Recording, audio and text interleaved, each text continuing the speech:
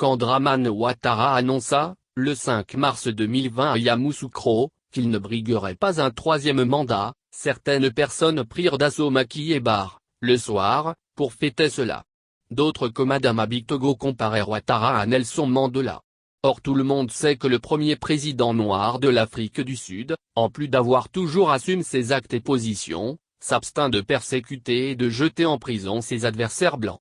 D'autres encore félicitèrent le président reconnu par la communauté internationale pour cette décision courageuse et salutèrent Simone Yves Babo, pour cet acte fort Pascal Affinguessan, etc. Et pourtant, il y a une différence entre annoncer et décider. Si l'on se rappelle qu'M. Ouattara n'écoute et ne respecte que les Blancs, ce qui est révélateur d'un gros complexe d'infériorité de sa part, on peut légitimement penser que c'est Macron qui a décidé qu'il n'avait plus le droit de se représenter après ces deux frauduleux mandats. Ce qui le prouve, c'est la célérité avec laquelle le président français a réagi au discours de M. Ouattara, le même jour, et les mots qu'il a utilisés pour le faire décision historique, homme de parole et homme d'État. Pour moi, Ouattara n'a fait qu'annoncer une décision prise par ceux qui l'ont installé dans le fauteuil présidentiel en avril 2011 et qu'il devait récompenser en retour en leur attribuant les plus gros marchés du pays. C'est la première remarque que je voulais faire.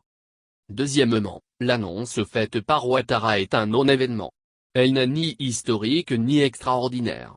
Car, avant lui, c'est-à-dire en 2011, 2017 et 2019, le président nigérien, Mahamadou Issoufou, avait fait part de son intention de respecter scrupuleusement la constitution du Niger qui n'autorise pas plus de 2 mandats, 10 ans, à la tête du pays.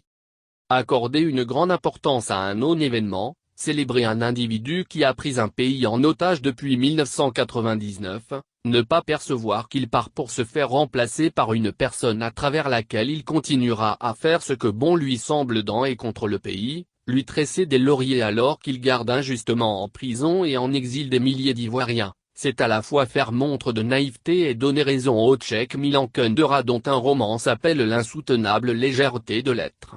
Et notre légèreté ne date pas d'aujourd'hui si l'on se souvient de 2 faits. 1. Le peu de s'y répondant au FAPI en 1990 que Ouattara est ivoirienne avant de lancer un mandat d'arrêt international contre lui en 1999 pour faux et usage de faux sur la nationalité ivoirienne. 2. Le fameux on voit le dos du nageur des refondateurs. Non seulement le nageur ne fut pas inquiété mais c'est lui qui, une fois sorti de l'eau, frappa mortellement la personne qui avait vu son dos. Légèreté et naïveté, si nous n'avions pas été nourris à ces 2 mamelles, nous aurions compris que, en démocratie, le pouvoir n'est pas transféré par un criminel à un autre criminel mais qu'il est délégué pendant un temps limité, 4, 5 ou 7 ans, par le peuple à celui ou à celle dont le projet de société a été le plus convaincant lors de la campagne électorale. Ce peuple, s'il est digne et sérieux, n'applaudit pas le criminel qui part avec les valises pleines mais trouve les voies et moyens de lui faire payer, tôt ou tard, ses crimes et forfaits. Une fois de plus, certains d'entre nous se sont laissés rouler dans la farine par un homme qui n'a jamais respecté ses engagements et qui ne s'est montré constant que dans la violation des lois ivoiriennes.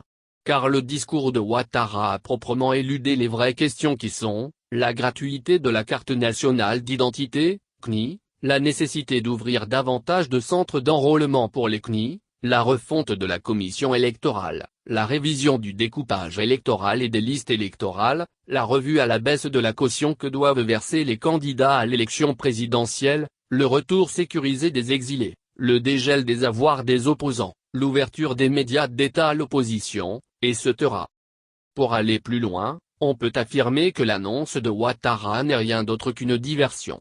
Le RHDP a été récemment accusé par Brice Guikahué d'avoir gardé par devers lui les 30 milliards que la Banque mondiale a accordés au gouvernement ivoirien pour l'établissement des CNI.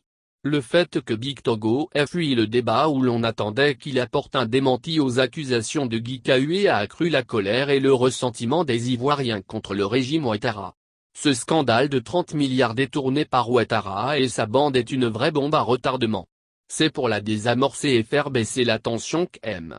Ouattara a jugé bon d'annoncer, en mars plutôt qu'en juillet 2020, qu'il n'est pas candidat en octobre 2020. Il a momentanément réussi à faire oublier les 30 milliards volés mais le peuple restera-t-il longtemps sans réaction ? le rôle de l'opposition, des mouvements de la société civile et des journaux non inféodés au pouvoir consiste justement à ouvrir les yeux du peuple pour qu'il puisse prendre ses responsabilités, à démonter les discours creux et lénifiants, à relancer le problème des 30 milliards jusqu'à ce que les voleurs rendent gorge, à revenir encore et toujours sur les questions non résolues, à acculer le gouvernement quand il biaise ou ne joue pas franc jeu, à remettre au centre ou mettre en débat les problématiques essentielles. Pour finir, je voudrais rappeler qu'Afin Guessan avait promis, le 26 janvier 2020, que l'opposition prendrait la rue si Ouattara voulait imposer Gon Coulibaly sans avoir pris en considération les revendications des partis de l'opposition et de la société civile. La rue n'est pas une option mais un devoir face à un individu qui veut endormir les Ivoiriens en annonçant qu'il ne sera pas candidat en octobre 2020.